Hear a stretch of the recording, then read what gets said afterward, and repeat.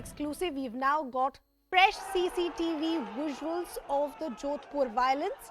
We're putting that on our screens as well. What you can see, what has been caught on camera, it shows rioters brandishing swords, stone pelting by rioters as well.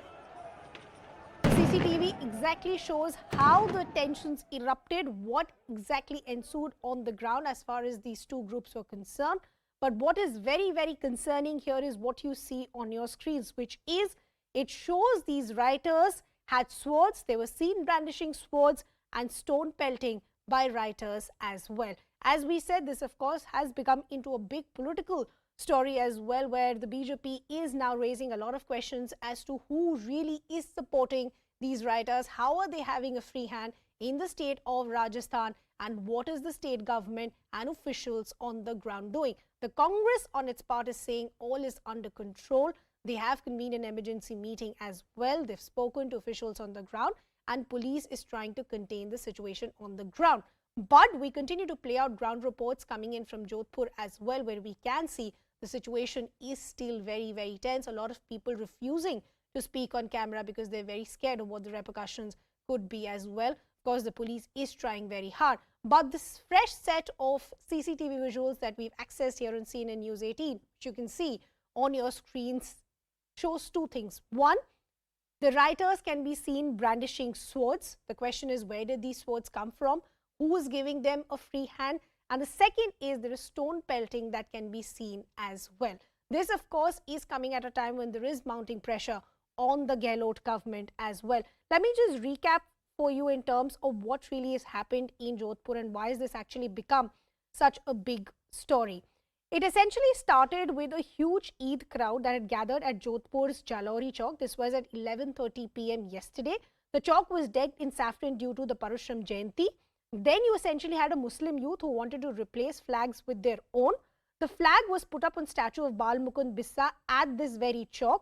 Then you had the rival group objecting to the insult to this freedom icon, and then stones were pelted in ensuing clash of rival groups. The cops also then on the ground had to resort to lathi charge to try and control the mob. But there are also questions being raised as far as the role of the police officials and whether they were actually unprepared and thus caught by surprise. But first, let's understand in terms of what we can see in these CCTV visuals. My colleague Ranjan Dave is now back with us. Ranjan, बहुत सारे सवाल अब खड़े हो रहे हैं. ये writers कौन थे? इनके पास तलवार और बाकी आर्म्स कहां से आए? आप पहले हमें बताइए इस पूरी सीक्वेंस में क्या सामने आ रहा है? जी, मैं बताना चाहूंगा कि ये पूरा जो घटनाक्रम है बीती रात से जो शुरू हुआ है वो लगातार अभी भी कहीं न कहीं गतिरोध बना हुआ है अलग अलग शहर के हिस्सों में, जहां मुस्लिम बहुल और हिंदू बस्तियां हैं वहां कहीं न कहीं इस तरह के गतिरोध देखने को मिल रहा है। लगातार पुलिस के गश्ती दल घूम रहे हैं। अब राजनीतिक जो जनप्रतिनिधि हैं वे कहीं न कहीं जाकर के लोगों से समझाइश की बात कर रहे हैं। पुलिस सवेरे से नहीं बल्कि बीती रात से अपने पांव पर खड़ी नजर आ रही है और लगातार अधिकारी यह समझाइश के दौर जारी कर रहे हैं। यदि आवश्यक होता है तो वे हल्का बल भी प्रयोग कर रहे हैं। अभी जो स्थिति थी सिलावटों के पास की और सोनारों के पास की, स्वर्णकार समाज और सिलावट जाति मुस्लिम क्षेत्र की जो लोग हैं वहां पर भी नाजिम अली हैं, उन्होंने मोर्चा संभाल रखा है और समझाइश के बाद में अभी वहां कांग्रेस के जनप्रतिनिधि पहुंचे हैं। उससे पहले यहाँ भारतीय जनता पार्टी के केंद्रीय मंत्री पहुंचे थे, उन्होंने भी यहाँ समझाइश की। स्वर्णकार समाज में अपना प्रतिनिधिमंडल मिला है उनसे, उन्होंने एक ज्ञापन सौंपा है जिसमें उन्होंने ये मांग की है कि जो भी दोषी लोग हैं जो कि ये हुड़दंगी जो युवक थे उनके खिलाफ सख्त कार्रवाई की जाए, उनको ट्रेस किया जाए और उनको ट्रेस करने के बाद में उनके खिलाफ एक्शन लिया जाए। तो कुल मिलाकर के इस तरह का जो घटनाक्रम लगातार जो है कहीं न कहीं से कुछ न कुछ सामने आ रहा है। तो कुल मिलाकर के जो जोधपुर में बीती रात से एक झंडा लगाने को लेकर के जो विवाद शुरू हुआ था वह ईद की नमाज के बाद में कहीं न कहीं बढ़ता चला जा रहा है। जी। पर रंजन, यही क्रिटिसिज्म आ रहा है बीजेपी की तरफ से कांग्रेस के लिए कि ये जो दंगाई हैं या जो लोग हैं जो ये सीसीटीवी में भी दिखाई दे रहे हैं, इनके पास ये तलवारें आई कहाँ से, ये आर्म्स आए कहाँ से? अगर इनको स्टेट गवर्नमेंट का सपोर्ट नहीं मिल रहा होता तो ये आगे नहीं बढ़ पाते।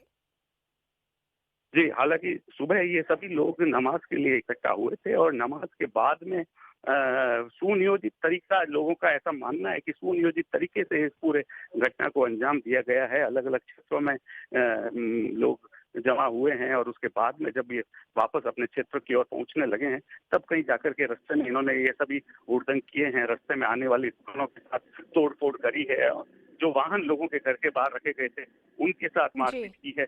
तो कुल मिलाकर के सवाल उठ रहे हैं कि ये हथियार जो लेकर के आए हैं या इनके हाथ में लाठी डंडे थे, वे कहाँ से आए, किस तरीके से ये पूरा घटनाक्रम हुआ है। तो यह निश्चित तौर पर अब क्योंकि कमिश्नर से बात हुई थी तो उन्होंने पूरे मामले में एक्शन लेने की बात की थी। उन्होंने कहा कि दोषियों को छोड़ा नहीं जाएगा, लगातार सीसीटीवी फुटेज के आधार पर ट्रेस किया जाएगा, लेकिन अभी सबसे पहली प्राथमिकता शहर में अमन चैन स्थापित करने की है। उसको लेकर के जगह जगह पुलिस के जवान जो हैं वो तैनात है। पूरे शहर में आज जो बीती शहर की बात करूं तो संपूर्ण जो बाजार है वह कहीं न कहीं बंद है और लोग घरों में हैं, घरों की बालकनी, घर की जो छत है वहां से भी ये सब लोग आने जाने वालों को देख रहे हैं। उनको एक क्योंकि इंटरनेट की सेवाएं भी बंद है, उसको लेकर के भी लोग कुछ So the situation is still tense as far as Jodhpur is concerned. This is what our colleague Ranjan has been reporting. Ranjan, हमारे साथ बने रहिए. We'll continue to come back to you. Let me introduce our guests who are joining us on this broadcast as well. Spokesperson of the Rajasthan BJP, Rakhee is joining us, and spokesperson of the Congress, Swarnim Chaturvedi, also now joining us on the broadcast. Good afternoon to both of you. Swarnim Chaturvedi, let me begin with you first. The CCTV footage that we've accessed here on CNN News18, we've put that out for our viewers. We'll try putting that out once again.